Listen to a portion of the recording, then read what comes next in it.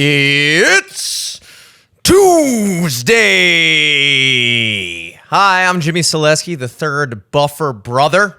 You are watching live from the studio, the daily edition. I say I'm the third buffer brother because there was Bruce Buffer, the announcer brothers, right? There was Bruce Buffer. He did the "Let's get ready to rumble." And then you have the other buffer. I can't remember the other buffer. Is it Mark Buffer? Michael Buffer? Michael Buffer. And Michael Buffer does, "It's time." And I get in repeated debates with my brother, the Selesky brothers, far less known than the Buffer brothers. And I say, dude, "It's time" is nowhere close to as good of a tagline as "Let's get ready to rumble." He's like, "No, dude, it's the way he says it, dude. It's the way he says it. It just gets you pumped up." It's like, dude, he literally just, like, Bruce Buffer paved the way of somehow making a career out of saying 3 words in a microphone before other people do something awesome. He'd be like, "Fighting out of the red corner, he has a mixed martial arts record of 16-2 with 3 knockouts." And then you just say your tagline. And you're like the guy. You're in video games and everything like that. And then Bruce Buffer's out of there. Michael Buffer's like, "I think I'll do the same thing, but I can't take 'Let's get ready to rumble,' but I'll still take the voice. So let me just come up with a different tagline. What should I do? How about 'It's time'?" You can tell the quality of a tagline based off of, does it sound cool when you say it regular?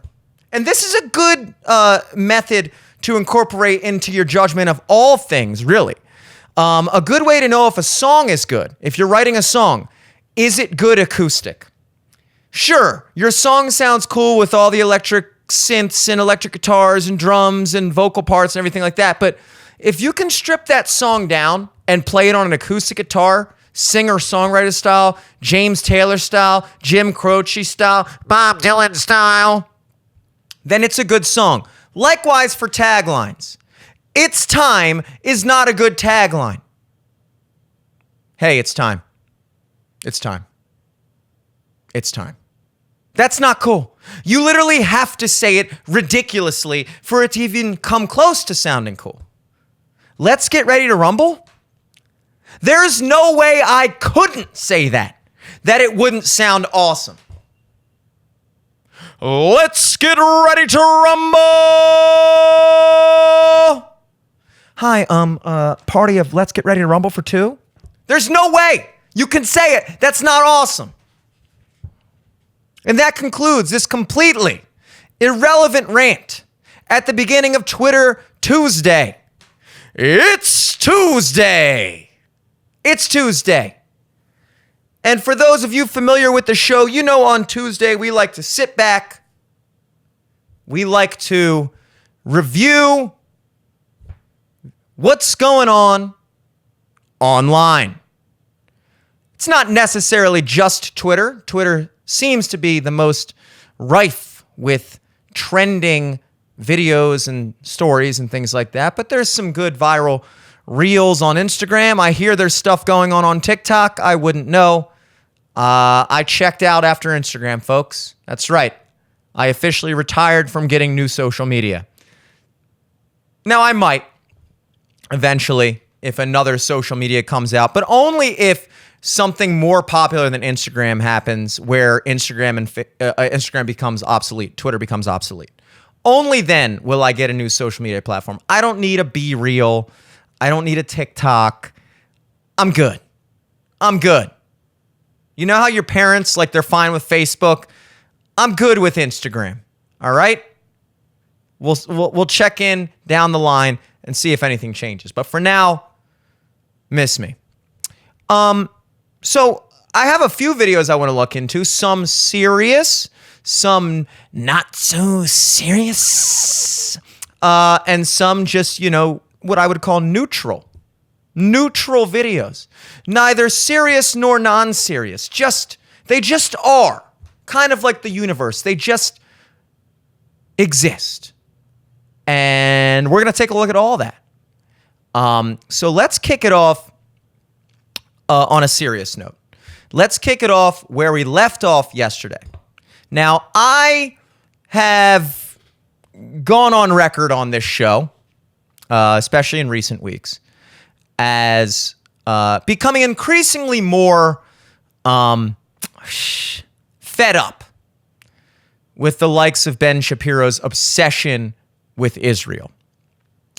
I have said several times that his show, basically ever since October 7th, so working on 6 months at this point, working on half a year almost, ever since then, since this whole kind of Palestine-Israel thing kicked off, his show has been about, and I've varied with the numbers, but I think I'm going to settle around 67%, a solid 2/3 of his show on a daily basis, on average, is about Israel and what's going on over there. The other 1/3 of his show, or 33%, is for everything else. So 1/3 of Ben Shapiro's American conservative political show is dedicated to, American politics and, any other thing, really, any other thing in the world. But the other 2/3 is reserved strictly for Israel. And I am now realizing that you could say that while I criticize Ben Shapiro's show for being 2/3 Israel, one may criticize me for the Live from the Studio Daily Edition being about, I would say, 8% criticizing Ben Shapiro. That's a much more solid number, I think. I'm not going to sit here and act like I don't talk about him a decent amount, but I think hey, I don't know what to tell you. He's given me a lot to talk about the past few weeks, and today is no exception. So I want to open up with this video I actually saw on YouTube earlier today, and then I was feeling lazy about finding which exact clip I wanted to find, but luckily the people of Twitter did it for me. And while I was mindlessly doom-scrolling Twitter looking for random stuff to talk about today, a clip of today's show popped up, and it was the exact segment that I wanted to address. So, to provide some context, Ben Shapiro, today on today's show, of course, need I say more, was talking about Israel. So in this particular clip, Ben is referring to what I'm assuming we have all heard about if you listened to this show yesterday, or if you listened to really any show yesterday. You have obviously heard about what happened over the weekend with Iran bombing Israel. Whether or not it did anything is the other conversation, but they did attempt to bomb Israel, for lack of a better term. And that has spurred a lot of conversations about the escalation of this conflict. And Ben, in this segment, is talking about basically, Joe Biden being a coward, Joe Biden being afraid to, lay the hammer down on Iran and support Israel, and trying to, deter and discourage Israel from retaliating, and blah, blah, blah, blah.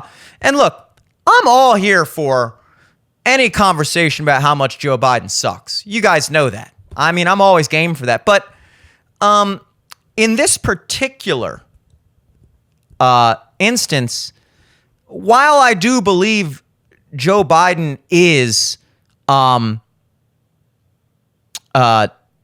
incompetent and inert, really, is a better word. I don't think he's actually the one pulling the strings in this situation at all.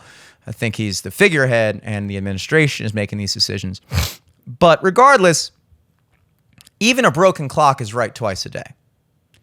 And it is my personal opinion that in this specific circumstance, whether the Biden administration arrived to their current position out of fear, out of incompetence, or out of whatever else you have. It is more in alignment with how I would go about it than how Ben would go about it if it were up to him. And let me explain. So let me just show you this clip from this segment here. So this is in reference to all that. Check this out. When the suggestion is that the United States should be deterred by Iran, and that's what's happening right now. Iran is saying, we fired 300 odd missiles, drones at Israel. Most of those got knocked down. Virtually all of them got knocked down, but don't go further or we are going to go further. And Iran is openly saying that right now. Iran is saying if Israel were to counterattack, then they would unleash 1,500 cruise missiles, for example, and ballistic missiles. And the United States is then putting pressure on Israel. The United States is the deterred party. Being deterred is a sign that you are the weaker party in any conflict. Because, of course, the stronger party typically is not deterred. Typically, again, it is the weaker party who is worried that the cost of action will outweigh the perceived benefit. Typically, if you're on the playground, it is not the bully who is being deterred by the weakling. It's the weakling who's being deterred by the bully. When it comes to foreign policy, the United States has the world's largest and most powerful military presence, spanning the globe in terms of technology far more advanced than anything on the table, by a factor of probably 5. And yet it is the United States that is over and over being deterred by significantly smaller powers, which of course is why smaller powers are feeling their oats right now.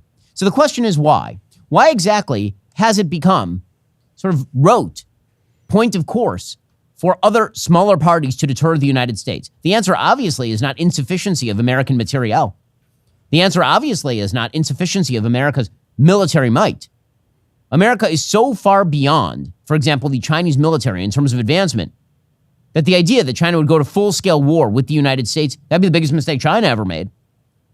And if that's true of China, which has nuclear weapons, think about Iran, which does not have nuclear weapons, and whose ballistic missile system is so bad that half of the rockets it just fired at Israel fell in its own territory or the territory of other countries before they even hit Israeli airspace. So why is America being deterred? And the answer is simple moral cowardice. The United States under Joe Biden has become a morally cowardly force. Okay, I hear you, dude. I hear you. And look, I don't disagree with everything about that. I do agree that the Biden administration has arrived to this position of kind of, I don't want to say neutrality, but they're kind of between a rock and a hard place. They have to be supportive of Israel politically, diplomatically, and like realistic. Like they have to be like actually supportive of Israel on paper, because that's where our alliances are. But then in order to placate and pander to their base, they have to at the same time act like they're like against what Israel's doing and they're pro-Palestine. And so like they kind of can't go one way or the other. They can't be too pro-Israel or they'll lose their base. They can't be too pro-Palestine or they'll lose the election, because in a general election, I don't think Americans are going to be too fond of a candidate who is openly supporting, Hamas and what's going on over there. So he has arrived to this position of immobility, of just that's out of pure circumstantial. It's not, he didn't get to that place because it's what he wants or what he thinks. He got to that place, they got to that place because there's nowhere else to go. However, just to provide some context for what what we just listened to, Ben is referring to the missiles, the missile barrage into Israel on Sunday night a couple days ago. He has mentioned on the show about the which Israel has not, again, they have not claimed responsibility for this. They haven't necessarily denied it either, and it's pretty obvious that they're responsible for it. The April Fool's Day bombing of the Iranian consulate in Syria, in Damascus, the capital, which killed a couple Iranian generals and several senior, political, diplomatic Iranian officials. So Iran took that as a direct assault, which, I mean, like I said yesterday, you can't necessarily say it's not a direct assault. I mean, if another country, if Iran bombed the U.S. embassy and killed several American generals in some other country, whatever country it was, I mean, I think you'd be hard pressed to argue that that's not a war-like aggression, right? I mean, could you imagine if like 3 of our generals and 4 of our, senior diplomats and Congress people were killed at a U.S. embassy in, like, I don't know, Italy or something, because Iran bombed it? Like, I mean, it's kind of hard to argue that that's not an aggression by Israel. Now, of course, this aggression by Israel is not unprovoked either, because Iran is funding proxy terrorist groups like Hezbollah, Hamas, the Houthis, whatever, other weird named groups. And the issue here is the chain never stops. Every single act of aggression in this conflict, at any point, the person, the party in question will be able to point to the other side and say, well, they did that first. And then they'll be able to say, well, they did that first. And so it's this ongoing thing forever. And that's why this thing has been going on forever between the Jews and the Muslims, because neither party wants to back down. Neither party can back down in the eyes of their own religion or God. And so the conflict never ends because it's bigger than politics. It's bigger than negotiations. This is a struggle for this is beyond a battle of man, really, in the way they look at it. I mean, people need to understand that this isn't like, U.S. and Germany disagreeing about some climate accord. This is a thousands-year battle that has transcended all different political systems, everything. Like, this is what it is. And Ben uses a metaphor. So essentially saying, like, the United States is being cowardly. Joe Biden's being cowardly by like kind of like trying to talk Israel down from full scale, retaliation for what Iran bombed them. And look, man, he uses the metaphor of a bully in a schoolyard. And he's like, the deterred party, the party that is deterred from doing something, is a sign of weakness. That's the weaker party. If you're in a schoolyard, it's not the bully who's deterred from doing something by the kid who's being bullied. It's the other way around. The kid who's being bullied is the weaker party. He's being deterred from going around that guy and avoiding him and not pissing him off or whatever it may be, because, the bully is the party in power. And I understand that. And that is often the case. It is often the case that the party that ultimately steps down may be doing so as an act of cowardice or a show of submission. But the other thing to consider here is so both countries, both nations, and I'm not an expert, as I always feel obligated to say. I don't think I need to say it. I think anybody who's watching this can clearly tell I'm not an expert on this, nor do I want to be. I wish we could be sitting here talking about things more relevant to us, and we will. But let's get through this first. Both nations, both peoples, have somewhat of an obligation to save face in this conflict. Neither country can obviously back down. That's clear. It's a power struggle. And neither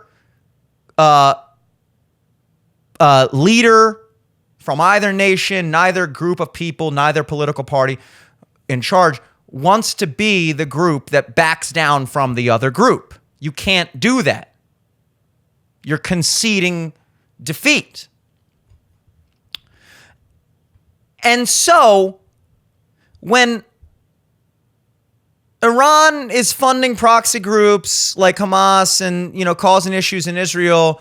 And then Israel goes on a full-scale campaign to uproot Hamas from sections of Israel or Palestine or whatever, and get them out of there, and because they're a threat to their society or whatever. And then they take that to the next level and bomb an Iranian consulate in another country, killing several Iranian, officials. And then Iran, they can't just say, "Wow, dude, really? You really gonna bomb our consulate in Damascus and kill a bunch of our dudes? Really? That is messed up, bro. We're not gonna do shit about it, but that is, come on, man, really?" That's not what's gonna happen, obviously. So they have to do something now. They have to. I'm sorry. It's kind of like, you're at a bar with your girlfriend, and some dude's like, let's say he slaps your girl's ass. He turns to you and says, "What are you gonna do, that bitch?" And you just go, and then all your friends are like, "You're just gonna fucking take that, dude? You're just gonna fucking take that?" And you're like, "No, you can't take that." Your girl doesn't even want you to take that. Probably. She might say, "Don't do anything," but come on. But that's the position you find yourself in. And what happens here is, let me put it this way. I'm going to use an analogy here. Okay? When you're in a bar fight, this is the dirty little secret that guys don't want you to know, is that guys want that fight to be broken up. I'll say it again for the people in the back. Guys want that fight to be broken up. See, most guys don't actually want to fight for various different reasons.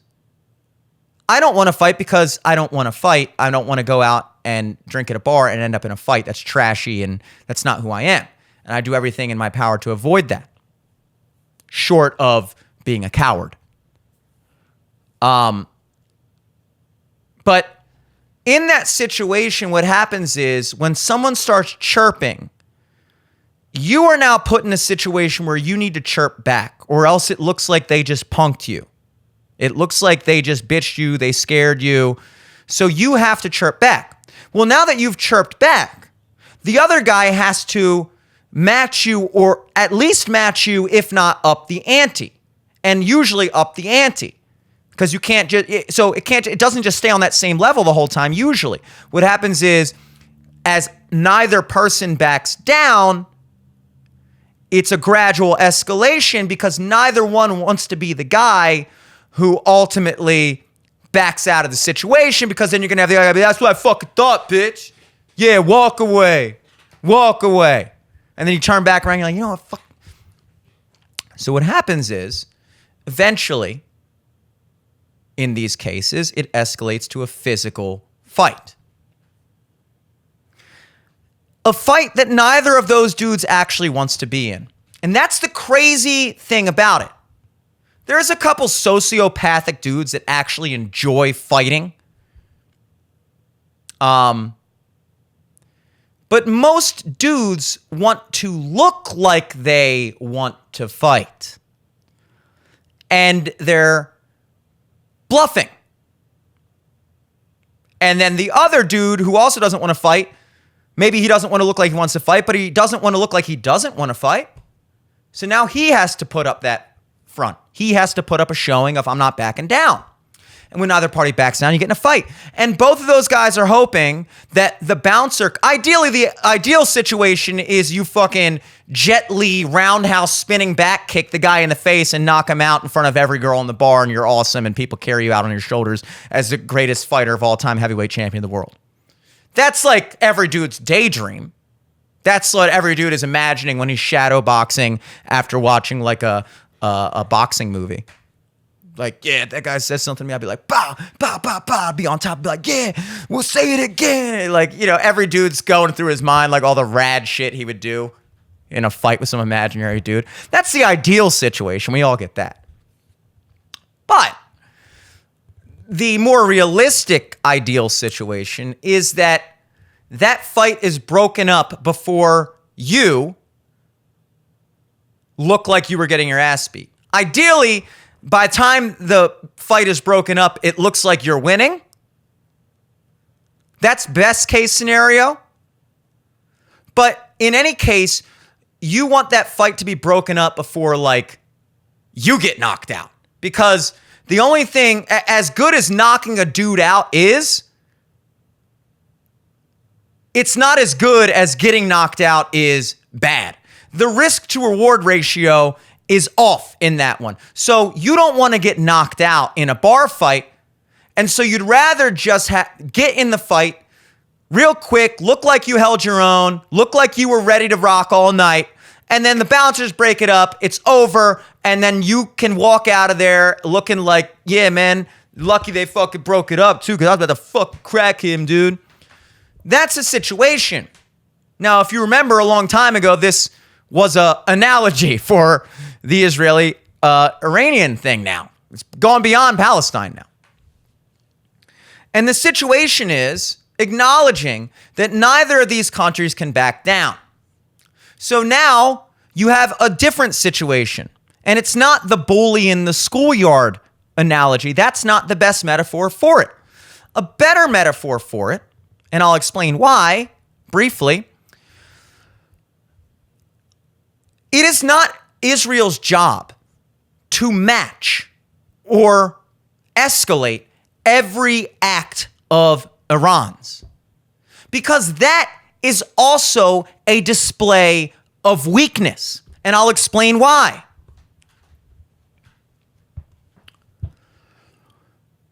Israel is in a position. In this same segment, they said that 99% of the missiles fired by Iran at Israel were shot out of the sky. That 300-something missile barrage, or however many missiles it was, almost had zero effect on Israel. That in and of itself, in my opinion, could be a statement, could be the statement that Israel can make from this. That, along with continuing to gut out all these proxy terrorist groups from their country, just full scale, get them the hell out of there. That would be the power move that I think is necessary. The weak move is going eye for an eye every time, because it's almost like if a middle schooler starts chirping at you, you're on the beach, and some like bratty 11-year-old kid's going, "Hey, loser, you're stupid. Hey, you're ugly as shit, you fag." And you're like sitting there, you're a 30-something-year-old guy. You're like, what'd you say? And now you get and then like you're now in a full-scale like argument with this kid, with this group of kids. Now you're a grown man, and you're in a full-scale argument in public with a bunch of little kids. And then maybe one of them like punches you, but it's an 11-year-old kid. And then what, you just beat the crap out of that kid? It's like, no, at a certain point, the expected maneuver as the adult is to go, after the 11-year-old punches you, is to go, "Hey, you're lucky. You're lucky I don't smack you in your face. All right? Get the hell out of here before I call the cops, you fucking brats." And you be the adult. You de-escalate the situation. And you display that, hey, yeah, you just punched me. You're an 11-year-old. It didn't, that was your best shot. Oh, yeah, nice punch. Nice punch, kid. Little boy. Try again when your balls drop. Something like that. Something that lets them know, hey, you're lucky I don't retaliate. You're lucky I don't match you act for act. Because if I did, that would be the worst decision you ever made. And so when Iran bombs you with 300 bombs, they probably figured none of them were going to get through except for like a couple. They definitely figured that. But they did that so that they could say they did something. And then ultimately, none of the missiles make it through. They're all shot out of the sky by Israel and U.S. and all the allies, Jordan and whatnot. And now Ben Shapiro's on here saying, well, we got to bomb Iran now. Israel's got to bomb Iran, and the United States needs to support that and back us up. And it's like, no, dude. Why doesn't Israel just say, yeah, Iran tried, they totally failed, it was kind of embarrassing, and we're just going to continue doing what we're doing, which is getting these terrorist groups out of our country and, whatever. And look, I don't know, maybe there's a lot of people out there that disagree with me, but here's the thing. Maybe that isn't the best move for Israel. Maybe if you are an Israeli, and maybe if the country that I was talking about was America, I wouldn't have this exact opinion. Maybe if Iran had bombed Baltimore and failed or whatever, I'd be saying, no, we need to bomb them motherfuckers back. But that's because I'm an American. And I live in Baltimore. And so it serves my interests. Potentially. I'm not saying that would be my opinion. I'm just saying perhaps you could argue that maybe I'd be more inclined to have that opinion if it was closer to home. But it's not. I'm not an Israeli. Ben Shapiro is not an Israeli. But I don't see how it serves American interests to encourage Israel to escalate a full-scale war with Iran, who is, as I mentioned again on yesterday's show, tied up in all kinds of alliances with China and Russia and all these other countries that are rival nations and whatever. You can say what you want about their military might, their economy, whatever. The fact of the matter is, the West is divided. We can have a strong military, we can have a bigger economy, but at the end of the day, a lot of these wars are won through morale and propaganda and the public being behind it. See what happened in Vietnam? Vietnam didn't have the economy we had.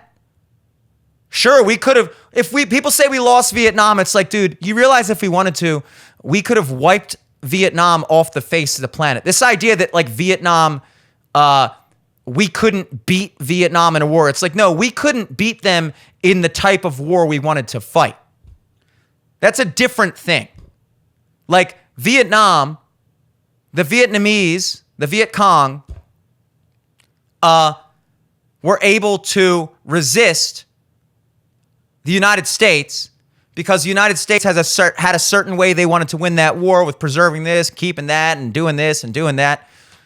And we couldn't do that. But the idea that oh God, I hope Vietnam doesn't attack us. We can't handle them. It's like, okay, there's a difference. Understand how the world works. I'm saying that now to say, look, it doesn't matter if these smaller countries have less military. At the end of the day, if the American public isn't behind it, this country is divided as it's ever been that I can remember. The whole West is, the Europeans, whatever. The West is not in a position, our allies are not in a position to win a propaganda war against these other countries where their people are far more unified. The Chinese are far more unified, I bet, if they get in a conflict with us than we would be in a conflict against them. There'd be bridges blocked every day in America, kids with bikes driving around, stop the war. I'm sorry, there's a lot of things that go into war. It's not like it's just who's got bigger nuclear bombs. You know? When you win a war, you want to have won something. So you don't want to just blow up a country, destroy everything there, destroy the entire economy, everything that was worth having, all the spoils that were worth reaping, and great, now you won a war and you just have a giant 4 million square mile plot of dirt that you destroyed in the process. So it's not even a question of like who would win the war. The question is, why does it serve American interests to encourage Israel's need to, keep their face up against Iran and punch back, even if it means escalating? It's never going to stop. If Israel bites back, Iran bites back. It keeps going. It continues to go. Other countries get involved, and then boom, we're right where we don't want to be. Now I'm sitting here. My tax dollars are not just going to Ukraine, not just going to this, not just going to that. Now they're going over there, which they already are, but they continue to go over there, supporting this war. Our troops are over there fighting and dying for Israel. I'm sorry, no. I'm sorry, no. Israel, you're scared it's going to make you look like a bit. You feel like the only way to come out of this with your head held high is to bomb Iran? I'm sorry, don't. I think it's a pretty solid look that they tried to bomb you and they couldn't do shit. It's like somebody punches you in the face and it's such a weak punch that you're just like, that was the best you got. Is there anything more manly than that? That's also another thing I daydream about. I daydream about somebody punching me in the face and me just being like, hit me again. I'll give you another shot. That was horrible.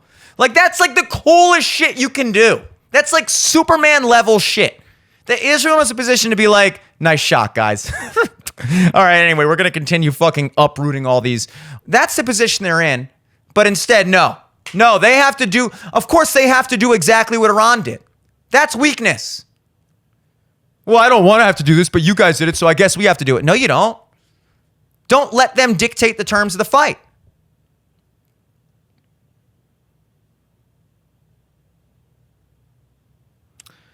So, I mean, I know that was a rather long segment for a Twitter Tuesday, but you just if you zoom out and you just approach things from the perspective of it's not everything is about a question of like, you know, we're using these analogies of bar fights and this and that, wherever. But the reality is it's bigger than that because a war is often a lot of people that are saying, yeah, bomb this, bomb that, send troops here, send troops there. And those people aren't the ones involved. They're not the ones doing the fighting. They're not the ones doing the bombing. They're not the ones getting bombed. And so it's not really a situation of like cowardice or non-cowardice. In many ways, it could be equally as cowardly to encourage continued violence because it's not like you're the guy in the bar fight that could get his ass beat.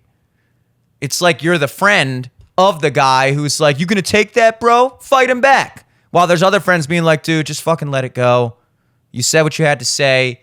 The point is made. This isn't worth it. Like, that's really the difference.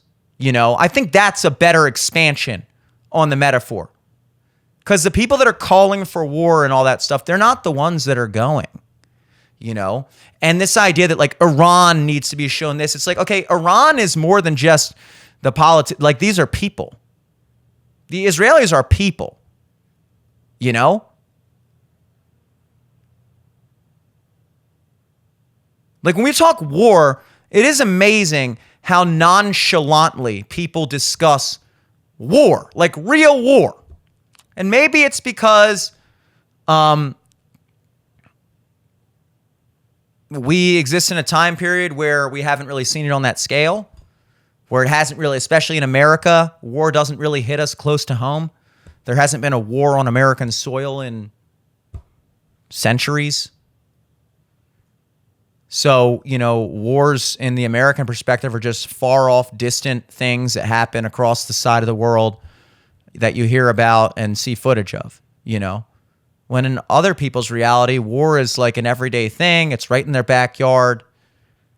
And, you know, they understand the significance of it. And so maybe I sound like a coward myself by saying, you know, Israel doesn't need to be escalating things. But I'm sorry, at the end of the day, I don't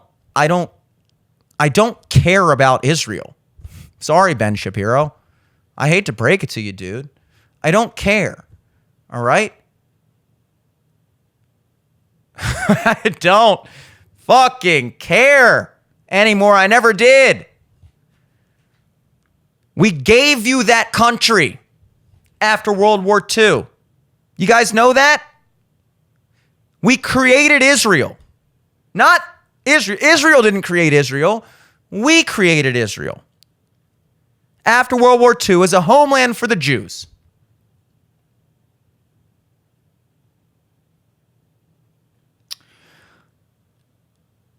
And now, 80 years later, not even a full century later, that country that we created and backed is now potentially escalating and getting us involved in a global war? No. No. Be grateful you got the land. Do what you got to do. Kill all the terrorists. Go right ahead. I support you in that. I support Israel in that. I'm not the Hamas. Get him out of there. But we're talking bombing a country 2 countries away? And then expecting us to back you with money and aid and all these things that, you know, America itself could probably be using right now. Much less, not to mention people, troops potentially, in an all-out total global conflict. No, dude, no. You crossed the line, all right? Do what you got to do. Finish it off, whatever you got to do, and leave us out of it. So, I mean, this is one of the rare occasions that I might have to say, the Biden administration discouraging Israel from escalating with Iran. I cannot say I disagree with that. So, you know, let's just try to be objective on this show. That's what we're doing here. Let's be objective. This isn't a right-wing show. It just happens to be a lot. But not to the point where we're just going to blindly support whatever our side thinks. Let's move on to some other things here. Finally. Jesus Christ. I mean, come on. So this is a funny video. I like this. So this is a thing I saw on Twitter today. I don't know what this protest is for. It's definitely not in America, though. This is like, I can't tell what language they're speaking. It sounds like French. But this video is too badass to be in France. So it's a real catch-22. I can't quite put my finger on it. But it is some type of stupid protest, probably for climate or whatever, it looks like. So let's check this out. I love this. I love this. Get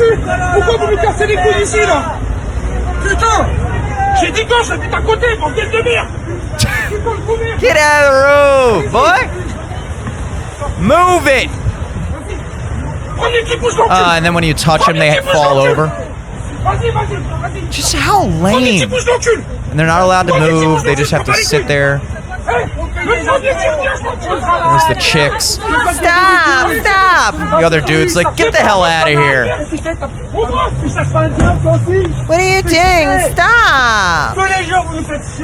Move him out of there. Get him out of here. Got another guy in there. Picking him up. Move it. Look how just lame. Look at these. Oh my God. Look at him. Get him at it. I love this. I love this. I love it. And everyone, including the people that support whatever dumb shit they're protesting for, the people that are stuck in traffic are glad these guys are doing this. They're glad they're doing it. Even though they want to act. They want to act like they're not. They're all going to drive right on home after their move. Look, every single person in the crowd is going to drive right on home, whether they agree with them moving them or not, because they all want them out of the road. And that's how we need to start handling. Look, that was peaceful. Nobody got hurt. Nobody got hurt. You're sitting in the goddamn road, man. Getting moved out of the road's about the best thing you can expect to happen. Unless you literally expect everyone in the city to sit there in traffic and stare at you as you block traffic. Which I cannot imagine. just like the Golden Gate thing yesterday. No, get him the hell out of there. You want to make a demonstration, you want to do something, do it on your own time. Do it in a way that doesn't ruin everyone else's day and ultimately make them hate you and your cause and associate your cause with annoying people. And once again, all annoying white people. It just goes without saying. All that age, all that type. Can you imagine even just like the I don't know. It's like, just imagine being that guy who's like, yeah, we're going to sit here. And if somebody touches you, you fall over. And then like, they're going to like, whatever. It's like, what? Everything is like a concept art show to them. Again, it's like, it's not even about the cause. It's about how they're fighting the cause. It's like this display of like a concept, like an idea. We're going to represent metaphorically. Get the hell out of the road. All right? Go put it up at a gallery. Go tweet something. Go run for office. Do something productive. Start a movement on your own goddamn time. Get a permit and have 1 million people out in the park holding up, whatever. But this is just preposterous. And thank God for people like this who just say, you know what? You want to sit in the road and protest that? Well, I'm going to protest you sitting in the road by moving you out of the road. I'm not going to beat you up. I'm not going to harm you in any way, but I'm going to move you the hell out of the road. And guess what? Every single person, again, who drove right on through after they were moved out of the road onto wherever they were going, continuing their day, tacitly said, say less. I love it. Get them the hell out of there. Because if you didn't agree with it, they would have sat there and been like, we're not moving anyway because we agree with these people. Nobody agrees with these people. Even the people that agree with these people don't agree with these people if they're in traffic. So thank God. Thank God. And if that is in France, which it could be, again, I'm finding it very hard to believe because that does not seem like a French move here. Sounds more like this looks like something that you would expect to see in like the former Soviet bloc. Like this seems like a Croatian, Romanian type of thing. Some Transylvanian shit. But if this is France, hey, you just earned yourself a couple points, my friends. This is a good display on the frogs. Let's check out another video here. This I came across today. This is something Elon retweeted with one word, unconscionable. That was actually the best Elon impression I've ever done in my life. And it wasn't even good. But it was like, with one word, I could like put all my abilities into those 4 syllables. And I think if that word was 1 syllable longer, or if that was a 2-word sentence even, I couldn't have done what I just did. But that was not bad, I think. But the video that he retweeted with that caption is bad. And I'm going gloves off with this. I'm done. Look, the trans issue peaked for, I want to say actually the trans issue kind of peaked like 6 years ago. I feel like 2018, 29, like 17, 18, 19, the late 2010s were kind of peak like trans rights era when everybody was just going way crazy with it and like whatever, just was like this whole shit hit the fan because, for anybody wondering, it was not like that in the early the late 2000s or the 2010s. Like when we were in high school, it was the SGA, the Straight Gay Alliance. That I was in high school. I graduated in 2010. Okay, so that's not that long ago. We're talking like 14 years ago when I graduated. Even when I was in college for 1 year, I would have been class of 2014.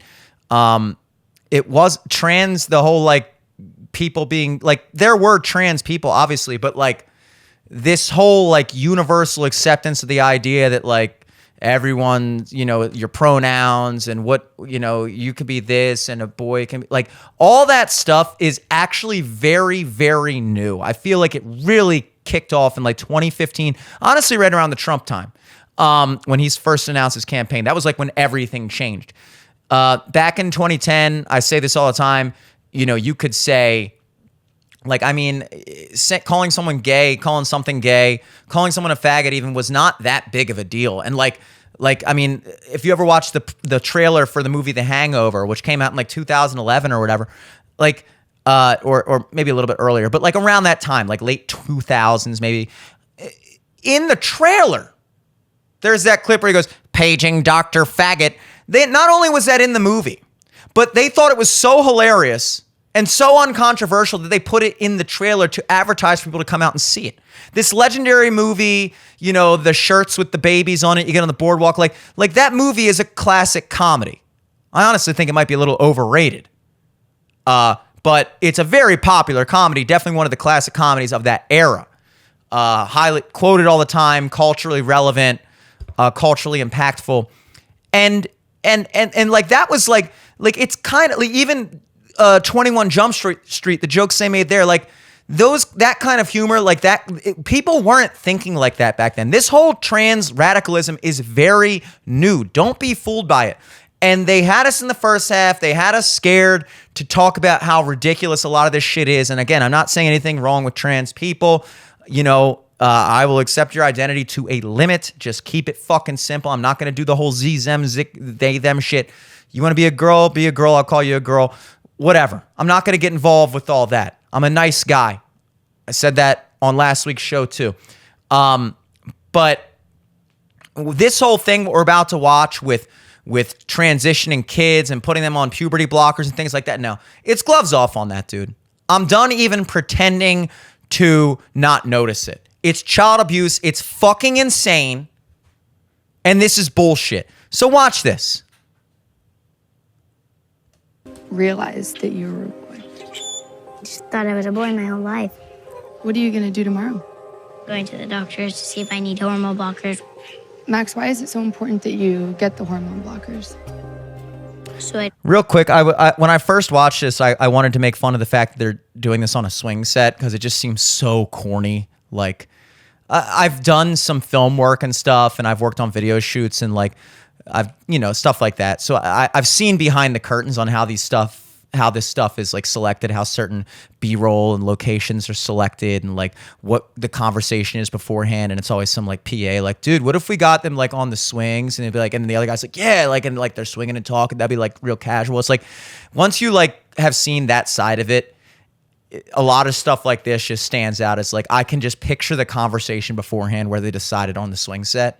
But then I thought about it again and I was like, it would be kind of weird if they did it like the way you normally do an interview, you know, with like where it's like two grown adults and they're like sitting there at like a coffee table on like a chair, like kicked back and like talking like when you watch like a, you know, 60 Minutes or something. And it's like, that'd be weird if you did that with an 8-year-old kid. So it's almost like this is in a weird way, not as bad. The location, the video you'll see is ridiculous. So far, we are at Max saying he's always felt like a girl. This is a girl, by the way. Identifies as a boy at the age of 8. So let's go back to the video here. don't go through girls' puberty. I don't want that to happen. So they're putting him on puberty blockers so he doesn't go through Has girls' Max puberty. started to She talk doesn't go about through puberty at all? He knows about puberty, about female puberty. He started to have some breast growth last year, and he actually was using Band-Aids to try to cover himself up. He's 8, you know? Yeah, that's the point, you crazy in general, bitch. How do you feel about hormone blockers? I'm nervous about it a little bit just because I always like to know a little bit more about medical intervention, you know, and anytime we're introducing chemicals into bodies that, you know, weren't there naturally, I'm just kind of a little bit worried about it. So that's on my mind. So let's stop there again. What do you notice there? I'll tell you what you notice. What I notice. I'll tell you what I notice. And hopefully what you noticed. The mom, crazy, you know, pushy, like says all the buzzwords, make sure to, he's always felt like a girl and always felt like a boy. And like, he just started noticing this coming. He's putting Band-Aids on because he just hates the idea of being like, just pushing all that stuff. Just like this ideological, just cannot wait to have a child who is in a, whatever, like a marginalized group so that she can have an identity. It's people use the term Munchausen by proxy. These parents, and I'll get to the dad. But this type of parent, the mother, I'm sorry, an 8-year-old doesn't even come to this type of thinking unless she is encouraged by parents who are pushing every day. You don't have to be a girl. Like, if you feel like a boy, this, that, and they like being trans is beautiful. And like, you're going to tell me that's not going on in that house? In the words of my great grandmother, a lot of these people wouldn't even be thinking of these things that they're doing if somebody didn't tell them first. An 8-year-old doesn't have the thought, I want puberty blockers. I'm not a girl. I am a boy. That's not something that an 8-year-old girl is capable of thinking on any serious level. Note the word serious, okay? But these parents are all into that shit and they push that. It's no coincidence that every time you see an 8-year-old getting puberty blockers or getting some type of weird operation or whatever and identifying as this, that, the third, these are the parents. It's no coincidence. The idea that they're not pushing that on them. It's child abuse is what it is. It's absolutely child abuse.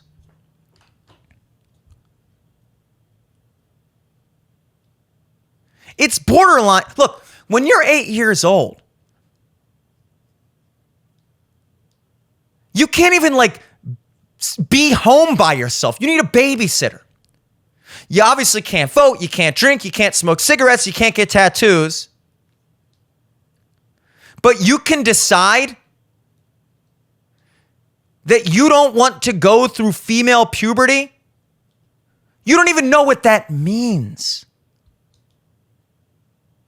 And you're allowed to make this life-altering decision that you're being pushed into by your crazy, insane, nuts parents. And doctors who swore an oath to do no harm are facilitating that. And then you wonder why people don't trust them, the pharmaceutical industry or the medical system either. Are you crazy? Do you not see what goes on? This whole thing is nuts. It actually makes me physically angry. Like I said, it's gloves off with this shit. I'm done. I'm done with this.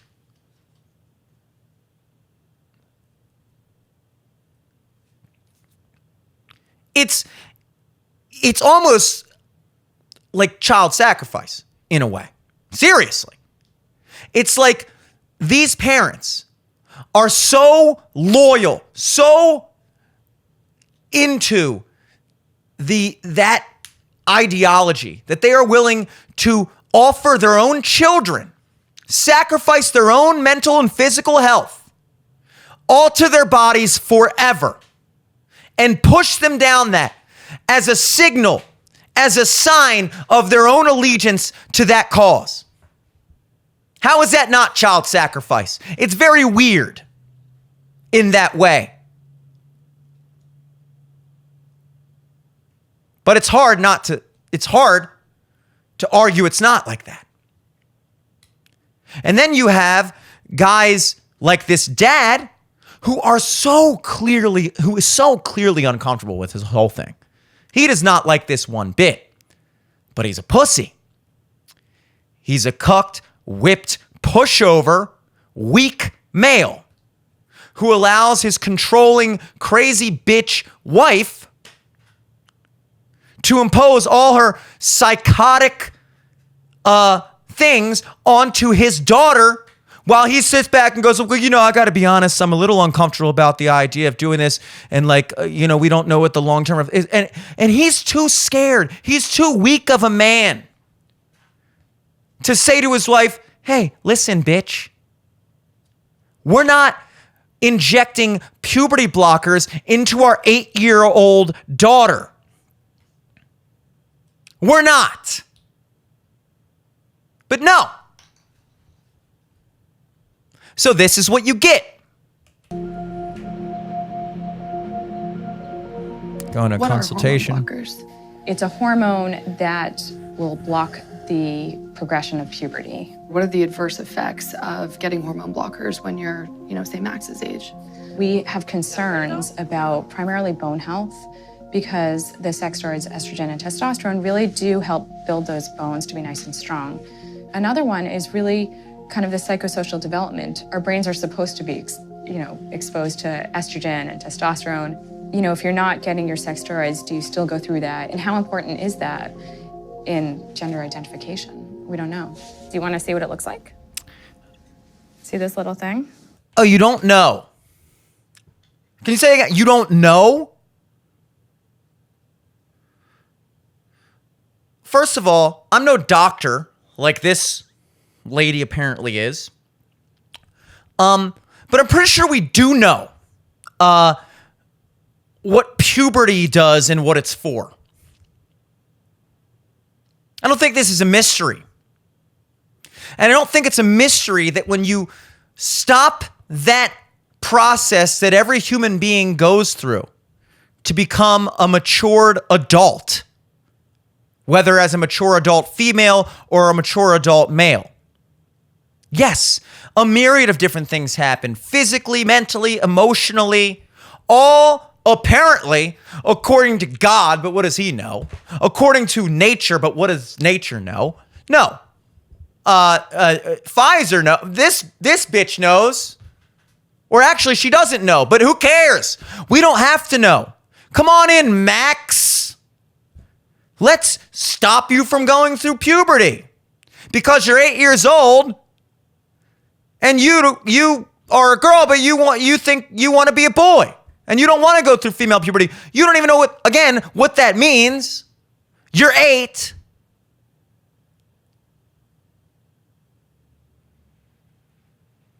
But come right in. We don't know what the long-term effects is. We don't know. I mean, yeah, it is. You probably should go through puberty like it's good for bone. It's necessary for bone health, for development, psychosocial development, blah, blah, blah. But you know what's more important than all that, Max? It's more important that we don't offend anyone or invalidate someone's existence by suggesting that we shouldn't be injecting every single 8-year-old kid who has a thought with permanently life-changing hormonal chemicals that prevent their development. It's actually more important than all that. And again, people wonder why people don't trust doctors, don't trust the media, don't trust the LGBTQ narrative. It's insane that we are at a point in the conversation that this is even a conversation. This is how far you've been removed from reality. That's the trick.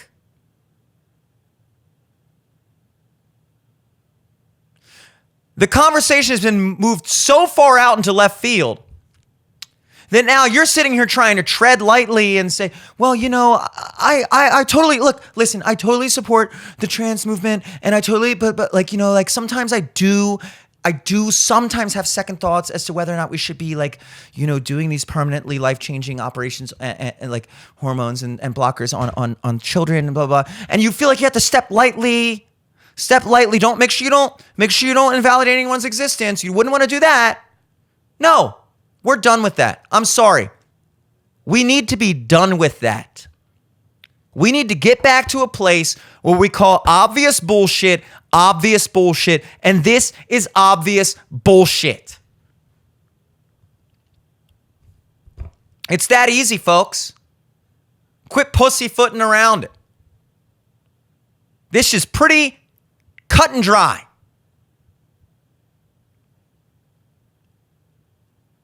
Push the window back this way. Push it somewhere back to common sense. As aggressive as people were in pushing it away from common sense, maybe we should Ben Shapiro match their energy and push it back to common sense. Be just as willing to call them insane pieces of shit for doing this to their children as they were willing to call you an insane piece of shit for ever questioning that this was wrong in the first place. Do it. I promise you. Because the people that you're fighting against, the people that you're scared of pissing off, that's the bicycle kids blocking the bridge. That's the loser, guys with the vests in the street sitting there and falling over when you tap them and getting dragged out of the street. That's who we're up against.